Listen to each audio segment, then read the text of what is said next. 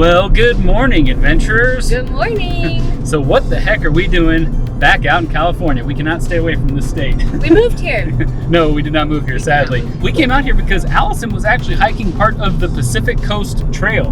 That is right. I did a 3-day hike with my bestie Chelsea. I did 35 miles with her. She's still out there. Go girl. That is not for the faint of heart. It is grueling doing this backpacking business. We did a 12-mile day, 8-mile day, 13-mile day. I got 35,000 steps one of those days. Intense, man. I did not do any hiking. I was just hanging out in an Airbnb. That he was. Yeah. But we have been staying near the adorable mountain town of Julian. It's about an hour and a half from San Diego, and it's just this cute little town nestled in the mountains. It's actually a hub for the backpackers. They come and they stop there, so that there's a bunch of services and things for them. The surrounding area is also pretty amazing. It's known for these epic drives that just go winding through the mountain landscape.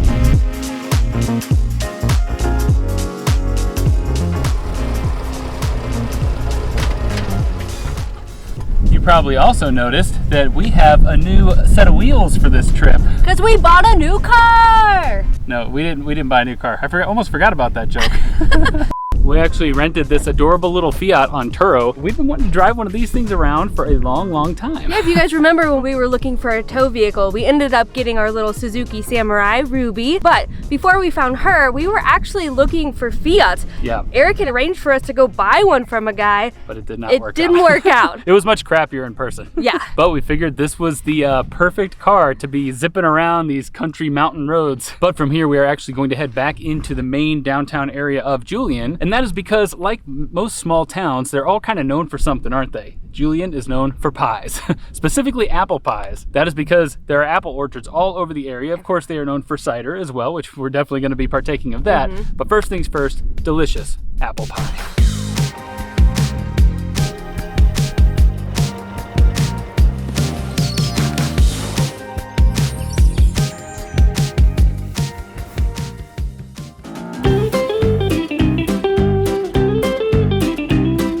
One of the stops you have to make when you get into downtown Julian is to this place. This is the Julian Cafe and Bakery. Of course, like all the places around town, they serve pie. But the story of this place is really funny. It started back in the 1800s, and it was originally a general store. And then it changed hands. It became a bathhouse and pool hall. And then after that, it became a photography studio. Then it burned to the ground, as the cheeky little sign says over there. But then some other guy bought the land, cleared it, built a replica of the original building, and then eventually, finally, the Julian Cafe moved in from across the street. There's been a lot of history in this tiny little plot right here. No. Oh. My brand new sunglasses too. Holy cow, you guys. Check out this menu. My gosh. I've never seen anything like it. There's so much stuff. There's so much going on. But if you will see right here, they say they are the home of the original Julian apple pie. So this is one place that you can come to get your pie fix. There's actually a pie shop across the street, but there's also one down the road that we have our eyes set on because I think it's going to be a little bit more exciting and potentially a little bit better than this pie. But we are going to get breakfast here. We've seen their pancakes. They are insanely delicious looking, but we should probably hold off since we're definitely going to be eating a lot of pie today. Wow, we scored, huh? Check that out. You guys, this is supposed to be a single serving omelet. Luckily, we've been around the block a time or two and we know better. When you go to an American diner, always share. Yeah, so we are splitting this. They brought us an extra plate. Oh my goodness, this is a biscuit. It looks like a heart. But anyways, this is going to be our fuel for eating pie. It's going to give us the energy we need to have the energy we need to eat pie. Yeah, exactly.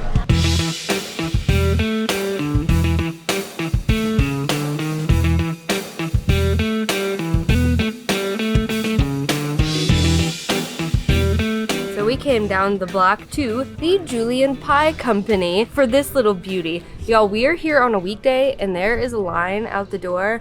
I cannot imagine what it might be like on a weekend. Yeah, so, apparently the line gets even longer. Yeah. So we got some country ballads in the background. I know, they're rocking. Heaven gone by so fast. They recommended either kind of the classic apple pie or this one, which is the mountain berry pie. It's got a beautiful purpley pink color in there. It's got the crumble on top. You could put either ice cream, vanilla or cinnamon, whipped cream, caramel, or melted cheese on top. Cheddar Melted cheese? I've heard this before. Maybe we should have tried that. I know, they put cheese on pie and donuts from what I've heard. So they have warmed this up for us. It's nice and toasty, hopefully not too hot.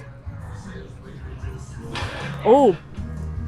It was crunchy. Oh, I love it. It's perfection. The berries are like really nice and sweet. It tastes so fresh. It doesn't taste like canned jam or anything like that. Well, it should be as fresh as a pie gets, really. Yes. I think they make them all here daily with the local fruits. It tastes like what your grandma would make at home. And then the crumble on top is super crunchy and just adds a nice little like buttery cinnamoniness on there. It's as American as apple pie.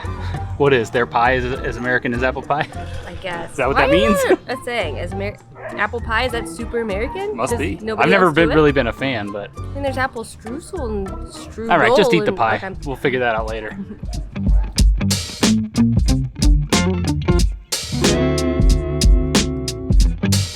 This town was founded by 3 brothers with the last name of Bailey and their 2 cousins with the last name of Julian. But how did they decide which family to name the town after? Well, would you believe that they had a battle to the death and the Julians came out on top?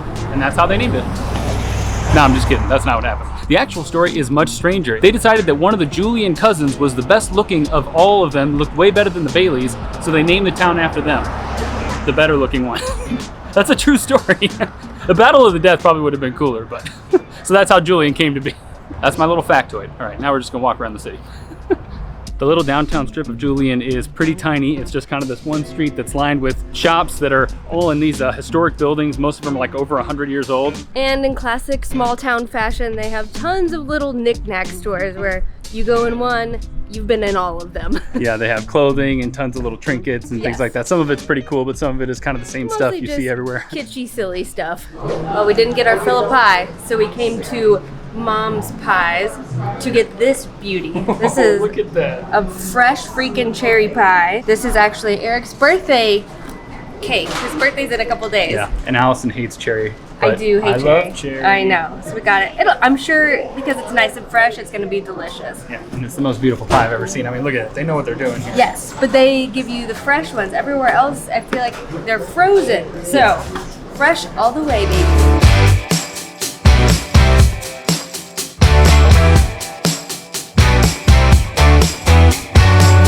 So we mentioned earlier how there are some incredible drives around the Julian area. Probably the most famous is this one that we're on right now. This is the Sunrise Highway. Now we're not here at sunrise because we're not really sunrise people. I was about to say, and we will never be here at sunrise. So we're about 5,000 feet in elevation up here, and it's just mountain peaks as far as the eye can see. And the terrain kind of reminds us of Scottish Highlands mixed with desert. It's really green, but everything's really low to the ground with a bunch of rocks. I guess it is very Joshua Tree-esque with the rocks.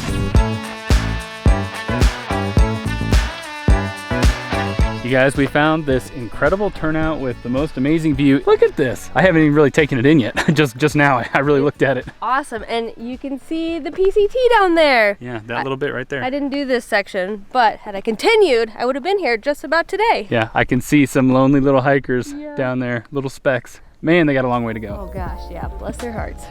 We rented our adorable little Fiat on Turo, and we wanted to give them a quick shout out because they are partnering with us on today's video. Turo is actually the world's largest car sharing marketplace. We've been using them for probably 10 years at this point to rent cars all throughout the US. We love it because it makes the rental process so much easier. You can skip the rental counter at hundreds of airports around the United States and coordinate with your host directly through their app. No more waiting in line or dealing with paperwork. You can just walk up to the car, unlock it, and drive away. If you're feeling lazy, you can even have the car delivered directly to your hotel. Plus, they just have so many more cars to choose from. In fact, you can choose from over 1,400 makes and models. You can get classic cars, electric vehicles, or just something to get you from A to B. But personally, we have always wanted to try out a little convertible Fiat. You can click the link that's in the description right now and book through Turo, or you can scan the handy QR code that should be on the screen somewhere as well. We really recommend it. I mean, last time we rented a car the normal way, we had to wait in line for literally over an hour. It was a nightmare. We were vowed at that point, unless we absolutely have to, we are not going to go through the classic rental process.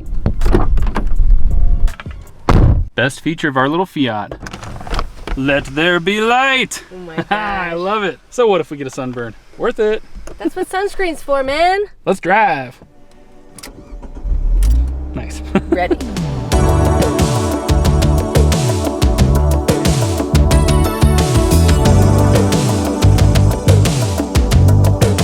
There are so many animals and wildlife to see in the Julian area. So far, we've seen the most adorable little bunnies. We've seen ground squirrels running all over the place. Of course, horses. You're gonna see cattle all over the place. You're even gonna see camels. They have camels in the area for some reason. But there is one more animal in this area that we have not seen yet. It is the apex predator. Luckily, it is contained in, what's it called? you were doing so well. I know. What she's trying to say is there is a wolf sanctuary in Julian. Very random, but one of the top things that you have to do when you're in the area. So we are going to do it right now. More like right now. Much better than yours. The tour has begun, and we have our first wolf sighting. Woo! Was that a howl? Yeah, but you gotta be quiet. You're not supposed to howl at them.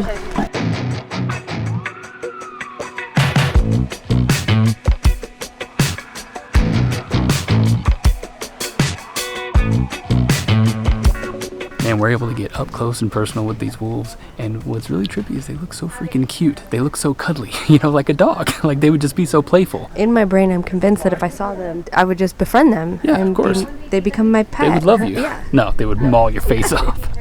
They would love me, but in a meal sort of way. We thought they weren't going to feed the wolves on this tour, but she just pulled out a big pack of meatballs. She's going to throw them over the fence to the wolves. Oh my god. I think they're raw too. Oh yeah. Man.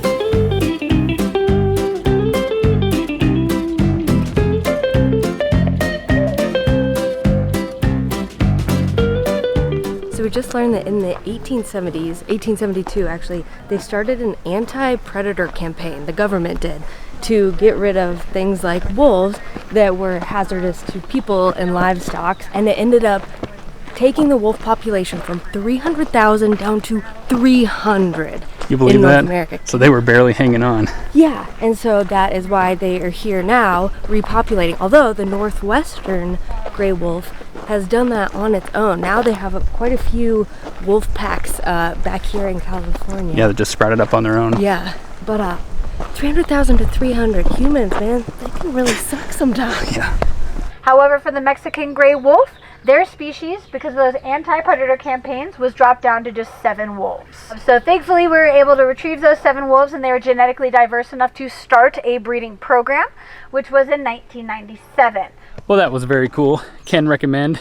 I've never been so close to a wolf in my life. Never, and I That was hope awesome. that's as close as I ever get. Yeah, but man, we're so excited that we got to see the wolves eat the raw meat. Yeah, so you can actually schedule a tour, a feeding specific tour, but they book out way far in advance, so get started planning early. What's really interesting about humans is that we go in and we just like devastate the land, kill all the wolves, and then eventually we're like, oh shoot, we probably shouldn't have done that. So then just before they're on the brink of extinction, some of them, we take them and then rehabilitate them, and now their numbers are way higher, you know, and they're on the up and up. But, you know, so there's some redeeming qualities to humans, but if we just didn't screw stuff up to begin with, it'd probably be better. Yeah, but it took them 100 years to start these conservation efforts. But it is happening, and they are coming back, so good news.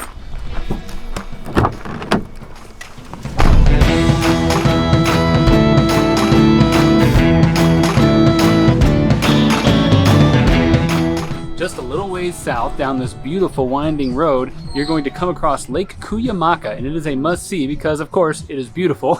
It's nestled in the middle of this valley with all these mountain ranges all around it. These beautiful houses built into the hill that you get to watch and admire and wonder what it would possibly be like to afford it, because you never will be able to. First thing you notice when you drive into this lake is that right next to it is this red kind of marshland or something like that. It looks like a bunch of blood spilled on the land or something. It's very cool. But then more importantly, there is the pub at Lake Kuya, and this is the Lake Kuya lager that I got. Seemed appropriate. Also, they make a pretty intense Bloody Mary, y'all. Check this out. It's a tahini rim with bacon, olive, celery, a lime wedge, or lemon wedge. It's beautiful. Oh, yeah. And conveniently, the speaker is right there. Oh yeah. I love when you get a Bloody Mary because that means I get some olives. Oh yeah. Oh man, it's tangy. Ah! Oh man. The olive is delicious, but the Bloody Mary part, whew. I disagree. It's pretty interesting how some lakes end up with houses and docks all along the shore, and then some of them don't, like this one. This is like the only dock that they have. I guess technically this lake is a reservoir, so maybe the rules are different here. Yeah, it must be. But it is kind of nice. It seems very peaceful and chill. All right, did you bring your bathing suit? I brought my birthday suit. Ooh, now we're talking.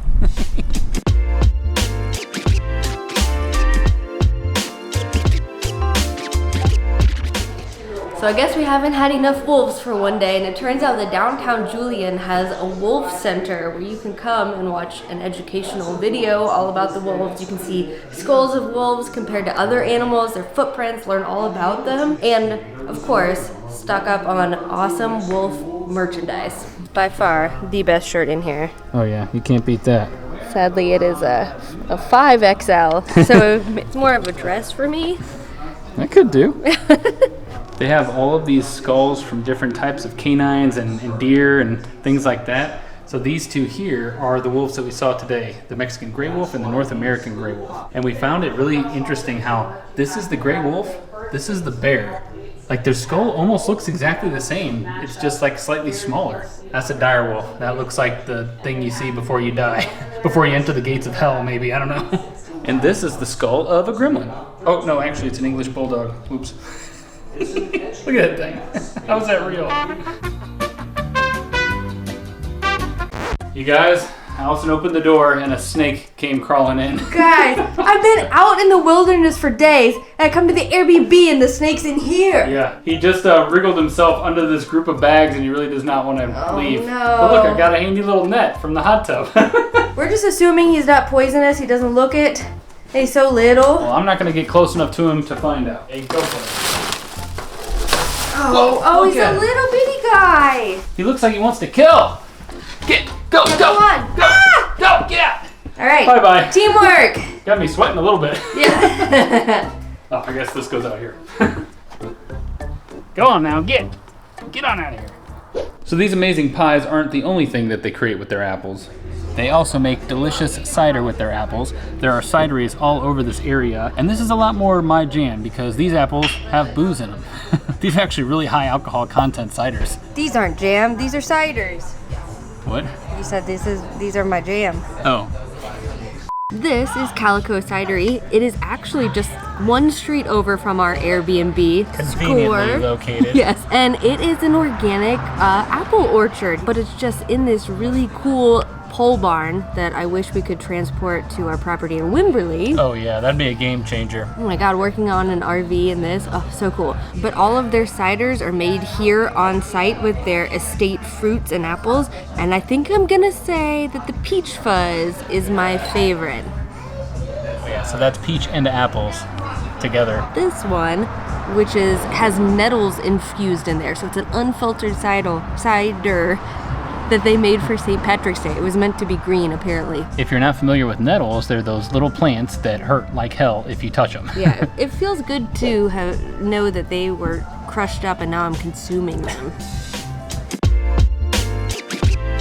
Y'all, I tried to get a pint of the prickly pear and they ran out. We drank the absolute last one of the entire batch. That's how good it is. It's gone forever. Aw. That's crazy. But this place is really cool because they have the whole orchard. So this is the building there. And they have the orchard right here. And you can just walk among it, sit among it, drink among it. They encourage it, actually, to be among it. Okay, go be among it. Among's kind of a weird word, isn't it? Really weird. Stop saying it. Obviously, this is like 9%, so that's why I'm talking like this. It's very strong cider, but I guess I'm a big, strong cider type of guy. I'm a big, strong cider guy.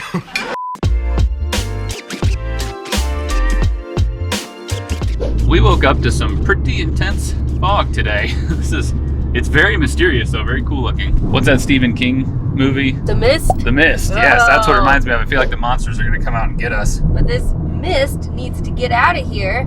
Before you get pissed? Well, yes, that's an Aqua Teen reference if you guys didn't know. When I get pissed, we'll get missed. Forget it. Takes me back to my high school days. But we have a hike to do and views to see, and this is not conducive for either, so it needs to get on.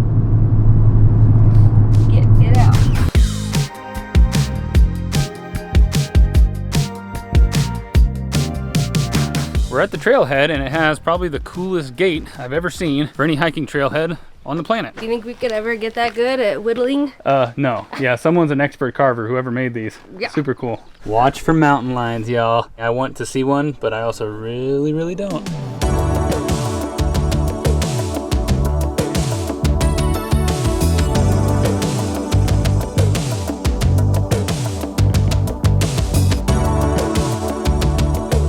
Some of the trees on this trail are really interesting. These ones have like one side that's just really smooth and vibrant red. This one actually looks like it's almost flowing over the tree. Did you say you knew the name of it? I learned it on one of the days of my hikes, but I can't remember. Something about red and tree. Well, I'm sure anyone who makes it to this point in the video will let you know in the comments. You guys will, for sure. We're actually, sadly, headed out of Julian just now when we finished this hike. So we just wanted to, before we leave, we just wanted to get out and get some fresh air, because I've been actually cooped up. I know Allison's been hiking, but man, y'all, my body is not what it used to be. I can walk up like crazy, and I got really good stamina for that, but when I walk down, my knees just immediately hurt, so I have to walk like this. He's my old man. Yeah, I'm gonna need some like major knee surgery in the future or something, but this is why I try not to hike all that often, because the downhill just kills me. Getting old, baby. I'm almost 40. Oh. I shouldn't have said that out loud. No, yeah, I'm turning 39 in like 2 days. Yeah. All right, get that thing out of here. I'm gonna power through this and then back to San Diego.